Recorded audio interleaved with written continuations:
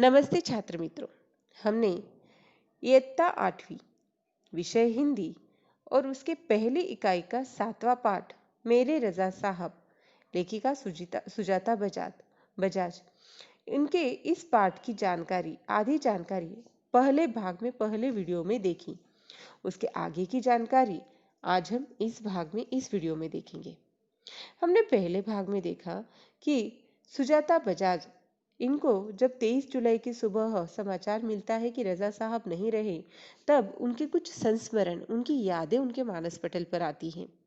उन्हीं में से कुछ बातें वह बताती है कि किस तरह से उनकी पहली मुलाकात रजा साहब से हुई थी। उन्होंने अपने चित्रकार होने का, कलाकार होने का जब उनको बताया, तब रजा साहब उनका काम देखने के लिए पुणे गए थे, तुरंत पुणे गए थे। और उनका काम देखने के बाद उनको बधाई देते हुए कहा भी था कि उनका भविष्य उज्जवल है, उन्हें पेरिस आना है। आगे देखिए, छोटी से छोटी बात भी उनके लिए महत्वपूर्ण हुआ करती थी। बड़ी तन्मयता और लगन के साथ करते थे सब कुछ। पेंटिंग बिकने के बाद पैकिंग में भी उनकी रुचि हुआ करती थी। देखिए, जो आर्ट गैलरीज होती है, प्रदर्शनियां होती है, वहां पर कलाकारों की पेंटिंग्स जो लगाई जाती है, जब उन्हें बेचा जाता है तब वह वैसे के वैसे नहीं दिया जाता, बल्कि उसे अच्छी तरीके से करीने से पैक किया जाता है और फिर भेजा जाता है। तो यह सब काम खुद रजा साहब को करने के लिए अच्छा लगता था। कोई इस काम में मदद करना चाहता तो मना कर देते थे, किसी को हाथ नहीं लगाने देते थे। यानी कि पेंटिंग को वह पैकिंग भी खुद ही किया करते थे। बड़े करीने से, धैर्य के साथ वे पैकिंग करते। करीने से यानी कि साफ सुथरे तरीके से। कहते थे, लड़के ससुराल जा रही है, उसे संभाल कर भेजना है। यानी कि अपनी पेंटिंग्स को वह अपनी बच्चियों की तरह, बेटियों की तरह मानते थे और कहते थे कि उन्हें ससुराल भेजना है तो संभाल कर भेजना है।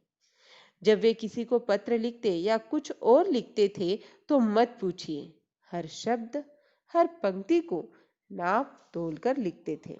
फूल उन्हें बहुत प्यारे लगते थे।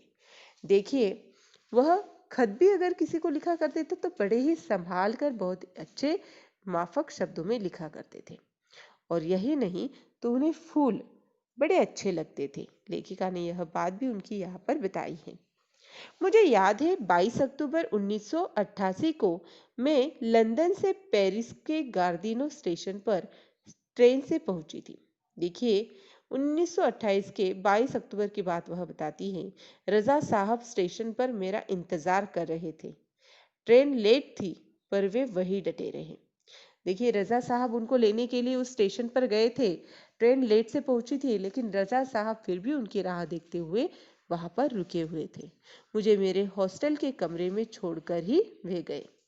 उन्होंने उनकी जिम्मेदारी ली थी, इसीलिए जब तक उन्होंने लेखिका को उनके हॉस्टल के कमरे में नहीं छोड़ा, तब तक वह घर नहीं गए थे। एक दिन मैं बीमार होकर अपने कमरे में पड़ी थी। रात 11 बजे रजा साहब मेरे लिए दवा, भारतीय रेस्टोरेंट से खाना पैक करवा कर पहुंच गए। देखिए, एक बार की बात यहाँ पर लेखिका बताते हुए कहती है कि जब वह बीमार थी तो रात के तकरीबन 11 बजे रजा साहब उनके लिए खाना भी लेकर गए थे और दवाई भी लेकर गए थे। मेरे घर वालों को फोन करके कहा, आप लोग चिंता न करें, मैं हूँ पेरिस में सुजाता की चिंता करने के लिए। यानी कि एक पिता की तरह उन्होंने उनके घर वालों को चिंता न करने के लिए कहकर उसकी देखभाल करने का आश्वासन दिया। हर बार जब मैं या रजा साहब पेंटिंग पूरे करते तो सबसे पहले एक दूसरे को दिखाते थे। दोनों एक दूसरे के ईमानदार समालोचक थे।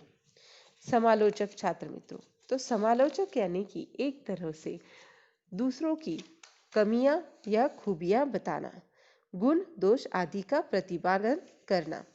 तो यहाँ पर लेखिका कहती है कि एक दूसरे के ईमानदार समालोचक थे।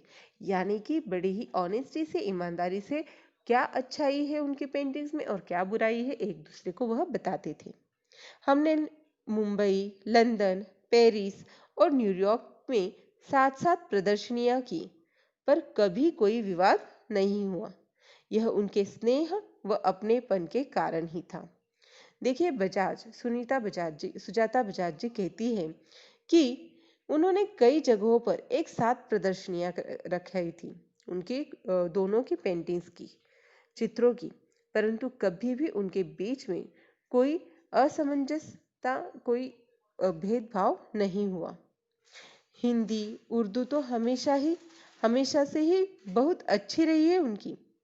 अंग्रेजी, फ्रेंच भी वे बहुत अच्छी लिखते थे। देखिए, उनके भाषाओं के बारे में भी बताया है, कौन कौन सी भाषा उन्हें अच्छी तरह से ज्ञात थी, यह लेखिका बताती है। कविताओं से बहुत प्यार था उन्हें। शेर, गजल व पुराने हिंदी फिल्मी गाने बड़े प्यार से सुनते थे। एक डायरी रखते थे अपने पास, हर सुंदर चीज को लिख लिया करते थे उसमें। मेरी बेटी हेलेना बहुत खूबसूरत हिंदी बोलती थी, तो उन्हें बहुत गर्व होता था। वे हमेशा उसके साथ शुद्ध हिंदी में ही बात करते थे। देखिए, यहाँ पर वह बताती है कि उन्हें पुराने हिंदी फिल्मी गाने भी बड़े अच्छे लगते थे, शेर गजल अच्छी लगती थी। वह एक डायरी अपने पास रखते थे, अपनी जीवनी उसमें लिखा करते थे, हर सुंदर चीज को लिख लिया करते थे उसमें। और जो लेखिका की बेटी जिसका नाम था हेलेना, वह बहुत अच्छी हिंदी बोलती थी, तो उसके साथ भी रजा साहब शुद्ध हिंदी में ही बात किया करते थे। रजा साहब को अच्छा खाने का बहुत शौक था, पर दाल चावल, रोटी आलू की सब्जी में जैसे उनकी जान अटकी रहती थी। मैं हफ्ते में एक बार भारतीय शाकाहारी खाना बनाकर भेजती थी उनके लिए, उनके फ्रांसीसी दोस्तों के लिए।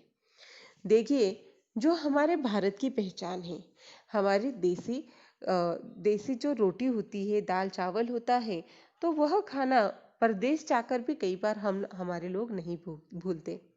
तो रजा साहब को भी दाल चावल, रोटी सब्जी, इसमें जैसे जान बसी हुई थी, उनको बहुत अच्छा लगता था वैसा खाना। तो सुजाता बजाज जी उनके लिए ऐसा खाना हफ्ते में एक बार बनाकर जरूर भेजा करती थी।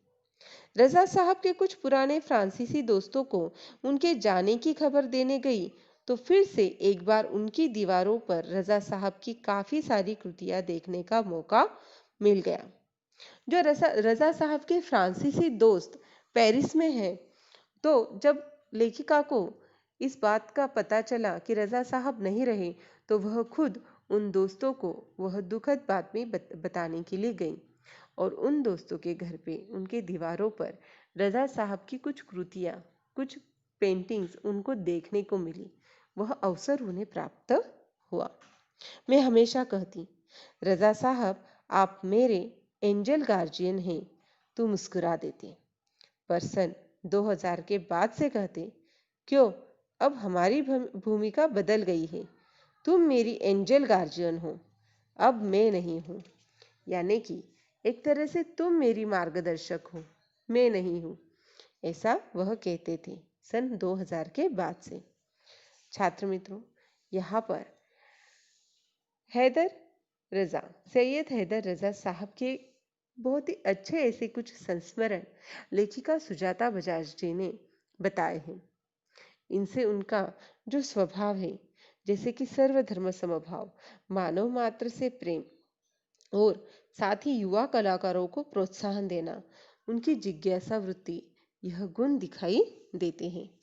इसी के साथ हमारी इस पाठ की जानकारी यहीं पर खत्म होती है। छात्र मित्रों, घर पे रहिए, सुरक्षित रहिए। धन्यवाद।